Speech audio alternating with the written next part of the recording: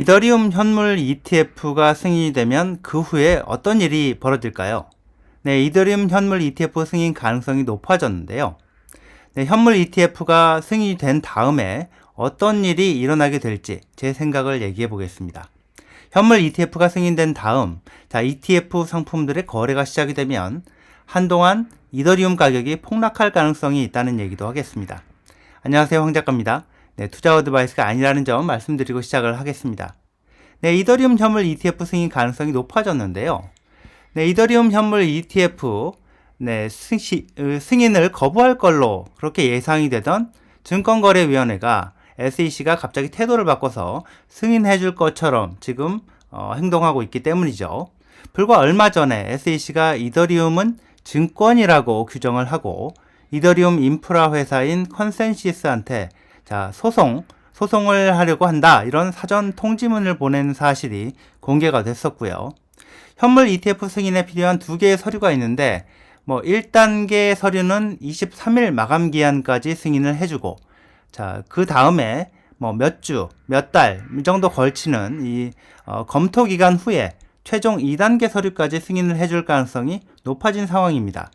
오늘까지 급하게 ETF 운용사들이 서류를 수정해서 제출을 하고 있는데 100% 승인이 확실하다, 이렇게 얘기할 수는 없습니다. 특히나 하루 이틀 만에 이 번갯불에 콩 구워 먹듯이 최종 2단계 서류까지 한꺼번에 승인해 줄 가능성, 0%라고 할 수는 없지만 굉장히 낮다고 보기도 하고요. 근데 돌아가는 상황을 보면 확실히 승인 가능성은 높아졌다고 해야 되겠습니다. 암호화폐의 적대적인 바이든 민주당 정권이 현재 이렇게 전혀 예상 밖의 행동을 하고 있는 건데, 암호화폐 코인 투자하는 유권자 표를 의식해서인 걸로 보이는데 SEC가 아마도 백악관의 압력을 받아서 갑자기 이더리움 현물 ETF 승인 쪽으로 돌아서지 않았나 싶습니다. 네, 트럼프의 대선 모금 웹사이트, 이게 굉장히 중요한 메시지를 담고 있습니다. 트럼프 캠프에서 암호화폐로 기부를 받기 시작을 한 건데요. 네, 이렇게 말이죠. 이 기사를 보면요. 이 암호화폐 기부를 받기 시작했다는 내용인데, 이 기사를 보면 암호화폐에 대한 민주당의 시계가 똑딱거리고 있다, 이런 건데, 올해 11월 선거에서 암호화폐에 투자하는 유권자의 표심을 잡는 게 얼마나 중요한지, 그 얘기를 지금 하고 있습니다. 네, 올해 초에요. 올해 초의 한 여론조사 결과를 보면 암호화폐에 투자하지 않는 유권자 중에서는 44%가 트럼프, 43%가 바이든이었는데 비슷했죠. 암호화폐에 투자하는 유권자들을 살펴보면 완전히 달라집니다. 48%가 트럼프였고 39%가 바이든이었습니다. 이러다 보니 지금 바이든 민주당 정권 발등에 불이 떨어진 걸로 해석이 됩니다. 하여튼 증권거래위원회 SEC가 이더리움은 증권이라고 하면서 현물 ETF 승인을 거부하려고 하다가 막판에 갑자기 돌변해서 승인해 줄 듯 하고 있는 지금 이 상황은 정치적인 이유가 아니면 설명이 안 됩니다. 네, 이제부터가 본론인데요. 네, 승인 가능성이 높아진 이더리움 현물 ETF, 이게 이더리움한테 중장기적으로 마이너스가 될 걸로 저는 그렇게 보는데, 이유는 이렇습니다. 일단 이더리움 현물 ETF를 SEC가 승인해 준다는 가정을 하겠습니다. 제가 보기엔 말이죠, 이더리움 현물 ETF와 관련해서 가장 중요한 지금 이슈는 스테이킹, 이걸 허용해 주느냐 마느냐입니다. 근데 스테이킹을 허용해도 문제, 스테이킹을 못하게 금지해도 문제가 된다, 저는 그렇게 보는데요. 현재 상황을 보면 SEC가 승인해 주는 조건으로 이더리움을 담보로 걸고 거래 검증에 참여하면서 이자처럼 보상을 받는, 이더리움으로 보상을 받는 그런 스테이킹을 스테이킹 금지를 요구한 걸로 보입니다. 캐시우드의 아크21 쉐어, 얼마 전 여기에서 이더리움 현물 ETF 신청 서류 S1 수정 본을 제출을 했는데, 1차 오리지널 서류에서는 이더리움 현물 ETF 승인을 받아 거래를 하게 되면 고객 돈으로 사들이는 이더를 코인베이스 같은 업체한테 위탁을 해서 스테이킹을 하고 이자 보상을 받겠다, 이렇게 했었는데 수정본에서는 그 부분을 싹 도려냈습니다. 네, 스테이킹 없이 이더를 보관만 하겠다는 건데요. SEC에서 계속해서 문제 삼아온 증권 상품이라고 문제 삼아온 코인 스테이킹, 이 부분을 빼고 신청을 해서 자, 신청 확률을 높이려고 한 걸로 해석이 됐는데, 아크에 이어서요, 피델리티 또 그레이스케일도 스테이킹 부분을 싹 빼버렸습니다. 자, 블랙록이 작년 11월에 제출한 서류. 블랙록은 왜 안 제출하냐 보면, 블랙록이 이게 작년 11월 15일에 제출한 그 이더리움 현물 ETF 신청 서류인데요. 여기 보면요, 스테이킹 부분이 이더 스테이킹을 하겠다 이런 부분이 애초부터 안 들어가 있습니다. 그런데요, 이렇게 스테이킹을 빼고 이더리움 현물 ETF 승인을 받게 되면 뭐가 문제냐 하면, 하자가 있는 상품이 되는 게 문제입니다. 왜 하자라고 하느냐? 보상 부분에서 그런데요. 이더 현물을 사서 스테이킹을 하면 이자 보상을 받아서 내 이더 개수가 늘어나게 되는데, 현물 ETF를 사게 되면 스테이킹을 못하기 때문에, 스테이킹을 못하는 상품으로 현물 ETF를 승인해주면 스테이킹 금지기 때문에 가만히 앉아서 상대적으로 이 손해를 보게 된다 이런 거죠. 현물 100개를 사서 스테이킹 맡기면 1년에 뭐 이더 5개 뭐 이렇게 생길 수 있는데, ETF를 이더 100개 금액만큼 사면 그런 보상이 없는 거죠. 손해보는 하자 있는 상품을 팔아야 한다는 얘기가 되겠습니다. 그러니까 원래 아크 같은 데서 처음에 신청할 때는 스테이킹을 포함해서 신청을 했던 거고요. 사실 스테이킹을 허용하는 이더 현물 ETF를 승인해 주는 것보다 이렇게 이자 보상 측면에서 하자가 있는 상품으로 승인을 받는 게 더 나을 수도 있습니다. 고객 돈으로 산 이더를 스테이킹할 수 있게 허용해 줄 경우에 블랙록 같은 업체의 이더리움 현물 ETF 규모가 커지고 이더 개수가 엄청나게 증가하게 되면 그 이더를 가지고 스테이킹을 하고 검증할 권한이 생기게 되는 건데요. 스테이킹 물량이 커지면 커질수록 이더리움 검증 권한이 커지고 결과적으로 이더리움 네트워크 통제 권한이 커지게 된다는 얘기가 됩니다. 네, 이걸 뭐 제가 혼자 하는 얘기가 아니고요. 바로 이 블랙록이 제출한 서류에 보면요, 그 부분이 들어가 있습니다. 자, 그 우려가 들어가 있는 거죠. 이더리움과 다르게 비트코인은 아무리 누가 많이 갖고 있어도 코인을 많이 갖는다는 게 네트워크 권한과는 뭐 관련이 없기 때문에 관련이 없는데, 이더리움은 지분 증명 방식으로 하드 포크를 하면서 마치 기업에서 대주주의 힘이 세듯이, 자, 코인 지분이 많으면 힘이 세지는 그런 코인이 됐다고 할 수 있는데요. 결론적으로 스테이킹을 허용하는 현물 ETF 승인이 되면 그렇지 않아도 공동 창업자이자 CEO격인 이 비탈릭 뷰테린이 공개적으로 탈중앙화를 위해 노력해야 한다 이럴 정도로 스테이킹 업체들한테 이더 코인이 집중되고 있는 상황에서, 자, ETF 업체들의 이더 물량이 커지면 중앙화 이슈 이거 더 커질 수밖에 없습니다. 창업자인 비탈릭 뷰테린이 걱정할 정도로 탈중앙화 문제는 심각한 겁니다. 자, 뭐 중앙화된 코인으로 하는 서비스는 블록체인처럼 느리고 비용이 많이 드는 방식이 아니라 구글, 뭐 애플 같은 이런 대기업에서 그냥 대형 서버로 서비스를 하면 속도도 훨씬 빠르고 비용도 싸게 드는 거라서 사실 왜 굳이 그걸 코인으로 해야 하나 뭐 이런 생각이 들 수밖에 없겠고요.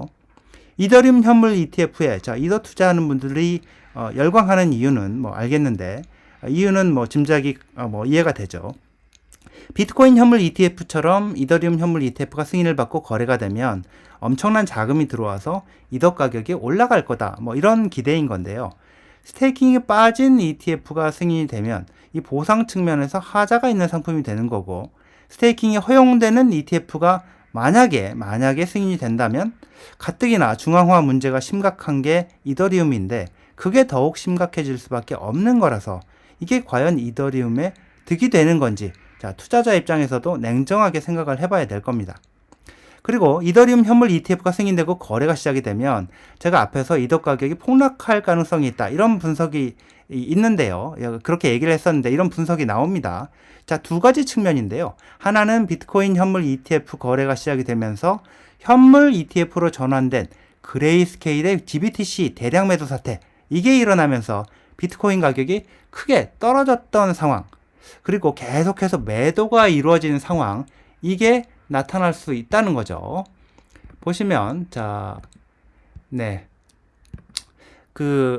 이따가 그래프로도 보여드릴 겁니다. 자, 그레이스케일 이더리움 트러스트. 이게 여기 들어있는 이더가 현재 100억 달러 규모인데요. 환매가 불가능한 상품인 그레이스케일 이더리움 트러스트. 자, 요거죠.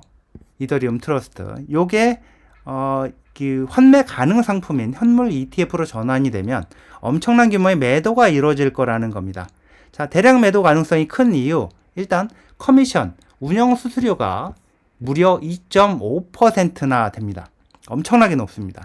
비트코인 현물 ETF의 경우에요. 다른 ETF들이 뭐 블랙록이나 이런 데 ETF들이 0.2%, 0.3% 이런 정도의 이 커미션을 받는데 그레이스케일은 GBTC는 자 1.5% 무려 뭐 5배, 6배 이렇게 받고 있죠.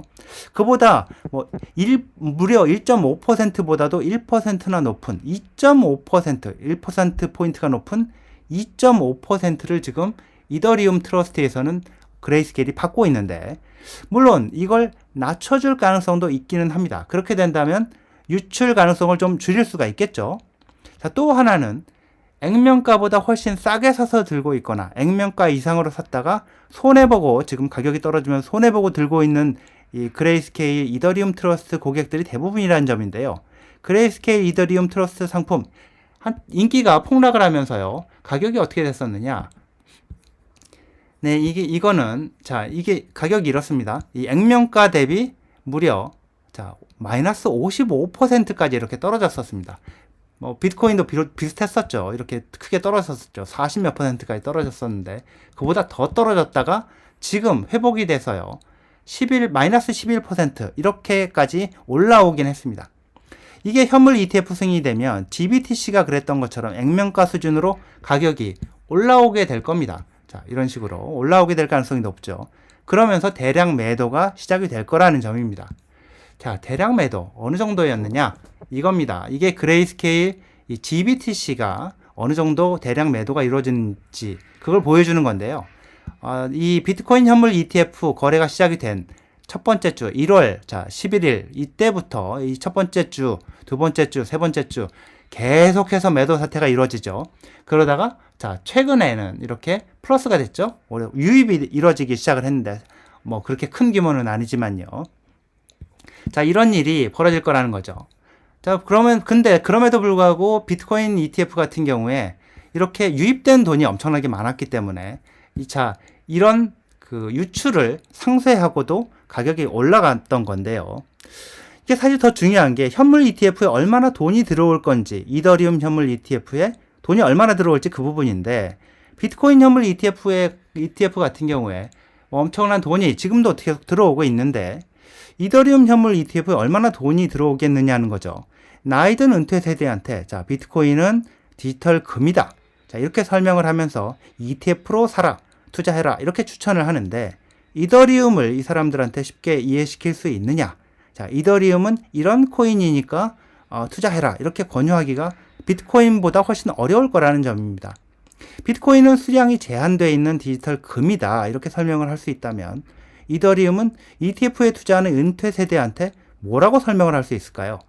그동안 암호화폐 코인에 투자하지 않고 코인에 대해 잘 모르고 살아온 주식, 부동산에 투자해온 은퇴 세대 같은 사람들의 돈이 지금 발행량이 정해져 있고 사실상 거의 발행이 끝나가는 디지털 금, 비트코인에 몰려들기 시작을 했는데요.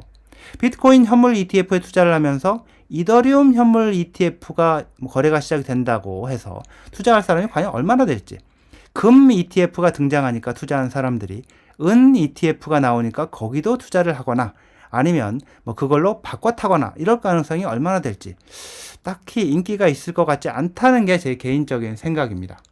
물론 뭐 제 개인적인 생각입니다. 틀릴 수 있습니다. 자, 월스트리트 출신으로 비트코인 현물 ETF 상황을 잘 분석해온 이 왼쪽에 있는 프레드 크루거 그리고 오른쪽에 있는 앤드류 페르시 이 두 사람이 얘기하는 유튜브 영상을 잘 들어보면요. 그 부분을 또 잘 얘기하고 있기도 합니다. 네, 여기까지입니다. 시청해 주셔서 감사합니다.